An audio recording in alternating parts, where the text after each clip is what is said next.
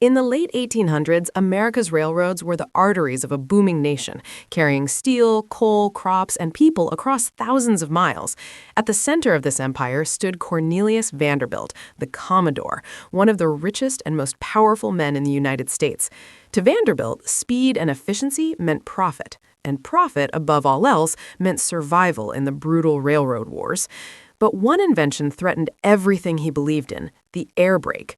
Before air brakes, trains relied on hand brakes. Railroad workers, often called brakemen, ran across the tops of moving rail cars, turning wheels by hand to slow the train. It was dangerous, exhausting, and deadly. Men slipped, fell under wheels, or froze in winter storms. Accidents were common, but to railroad tycoons, they were an accepted cost of doing business. Then, in the 1860s, a young inventor named George Westinghouse introduced the automatic air brake. With a single system, engineers could slow or stop an entire train instantly. It saved lives, reduced wrecks, and made railroads far safer. To workers and reformers, it was a miracle. To Vanderbilt, it was a threat. Installing air brakes was expensive. It meant retrofitting thousands of rail cars, retraining crews, and slowing operations during installation. Vanderbilt believed that safety innovations cut into profits and reduced competitive advantage. In his view, railroads that moved fastest and cheapest would win, regardless of risk.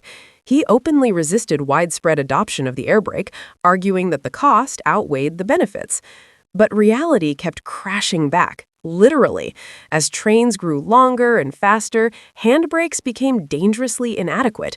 Derailments, fiery collisions, and mass casualties made headlines across America. Public outrage grew. Workers demanded change. Lawmakers began to see that private profit was being protected at the cost of human life. By the 1990s, pressure became impossible to ignore. The federal government stepped in, and in 1993, the Safety Appliance Act required railroads to install air brakes and other safety devices. Vanderbilt himself did not live to see the full impact of the law, but his resistance became symbolic of a larger conflict in American history. The railroad wars were never just about steel and steam. They were about a fundamental question: should progress serve profit alone, or should it protect human life? In the end, the air brake won, not because tycoons wanted it, but because America demanded it.